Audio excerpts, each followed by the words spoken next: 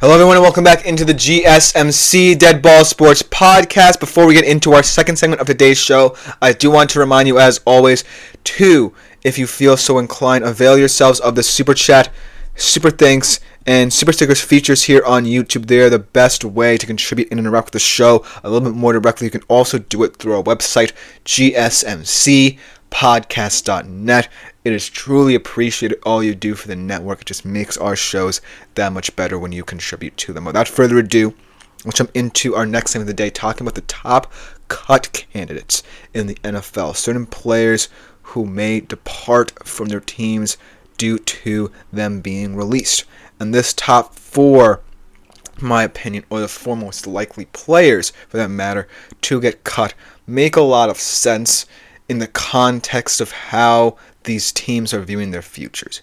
Whether they're teams trying to open contention windows or teams that are heading into a little bit of an uncertain future, all of these cuts and releases would make a lot of sense for the direction these teams are trying to go in. It might be painful for certain fan bases because these players will forever intrinsically be linked to these teams, but I think that a lot is going to depend on how these teams view their roster building process in this particular offseason, because there's a lot of teams that might be looking at their future thinking opportunities can either arise or opportunities could either be declined to them.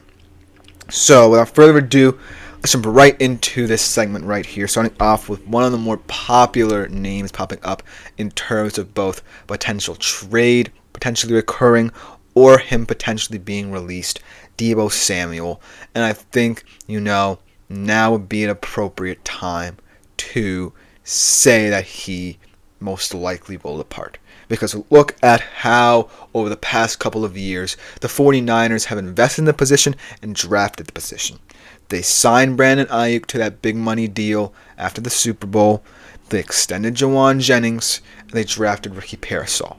All three of those guys, you can say, have started to play bigger roles than Deebo Samuel, and they're all tied intrinsically or inextricably to the 49ers' future. So Deebo Samuel right now is starting to look like the odd man out. Now, there are a lot of ways that the 49ers can offload Deebo, and some of them may concern themselves with the dead money charges, but I feel like so many options could be available for the 49ers if they wanted to get rid of Deebo Samuel, but it's going to be intriguing because of his contract situation. He makes about $16.6 million next year, but a lot of that is down to a roster bonus that the team will have to act to decide on by the 10th of March. So there are one of two options for the 49ers before that date in terms of how to offload him and potentially limit the amount of dead money they incur. They can either trade him and have a team pick up the cash for next season, but they would carry a dead money charge of around $32 million. Releasing him and designating him after that post-June 1st cut that's very common would also allow them to absolutely see that cost be spread out over the course of 2 years when his contract would expire. So that would be the more likely decision, so they don't incur too much dead money just for that 1 year. And it also will come down to how they view other contract situations, because Deebo is not the only aging superstar that the 49ers have to worry about. Guys like Kittle, guys like Williams, guys like Fred Warner, guys like Hargrave all have contract extension potential in the coming years, or potentially even this year. And I feel like Deebo now is not necessarily that hot of a commodity for a team that's trying to retain a lot of that talent, but also determine whether or not they're still true contenders, and whether or not, most importantly, the championship window is still open. So that becomes a tougher thing to wrap your head around if you're the 49ers and you're thinking about a guy like Deebo Samuel. So I would say it's going to be very likely that they just cut ties with him instead of trading him, just so that if they choose to believe that they're still contenders, they don't necessarily have to incur that much dead money and can potentially add certain pieces to their roster. Another top receiver in the NFC West that would be certainly painful for me to see depart from Seattle is Tyler Lockett. Now, this is someone who has had a lot of love and respect in the city. As we get a comment from Anthony Manzano, has, in your opinion, Javon Holland earned a transition tag from the Dolphins, or if you just sign someone somewhere else to get compensation, or just a regular franchise? I believe you're wondering whether or not Javon Holland could be franchise tagged by the Dolphins or get better compensation elsewhere. I think Javon Holland has been primarily one of the league's top safeties over the past couple of years, and I think that he has done enough to potentially earn a franchise tag. He is in a contract year. He could be appealing to a lot of different teams looking for safety help out in the market. But if you're the Dolphins, I feel like you might want to invest in that part of your defense, because it is the best part, in my opinion, of your defense when you know guys like Bradley Chubb and Jalen Phillips go down. So I think that Javon Holland could be a perfect franchise tag opportunity for the Dolphins, but I'm not sure. I think the difference between a transition tag and a standard franchise tag is that this franchise tag ties you down for one season. That's the only difference I can think about. So I wouldn't necessarily be too certain whether or not the Dolphins would decide to standardly franchise tag him. So I'm not sure. But it is an interesting debate just because of how important he could become to the future of Miami.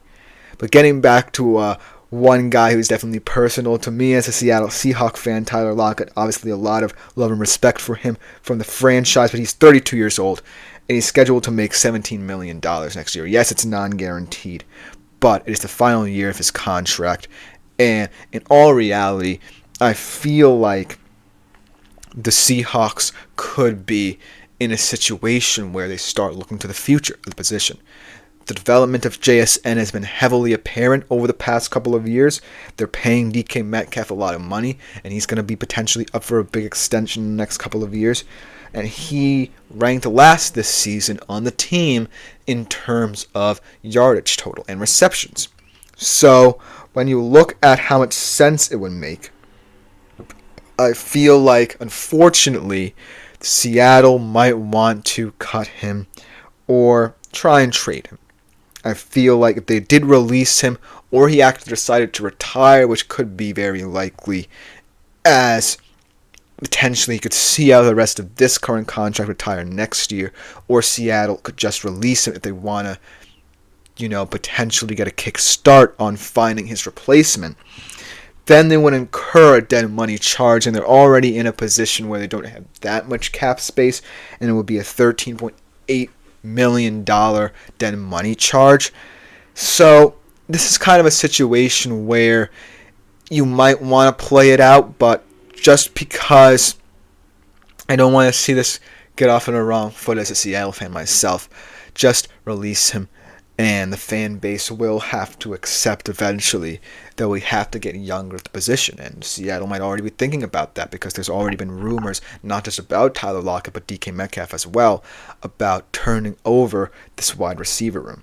So you never truly know with this franchise. They definitely can get very weird in terms of the offseason. So keep a close eye on that one as well. And it could be a very similar situation if they designate him as a post-June 1st cut to Deebo, where it spreads over 2 years, that cap charge. And then the most complicated, in my opinion, kind of situation in terms of whether or not to cut him or not is Derek Carr. He's 34 years old, and he's in a situation where it might be the worst in the league. And in fact, I think the Saints would be a little bit worse off for cutting him than just keeping him and then potentially playing out his contract and releasing him after that. Because he's fully guaranteed $10 million this season in terms of his roster bonus. And he has a clause that guarantees the salary on top of that. So, if the Saints do cut him, Carr will know that he will at least get that $10 million roster bonus. So, it's not necessarily the best of both worlds, but at least Carr will leave a happy customer from the situation.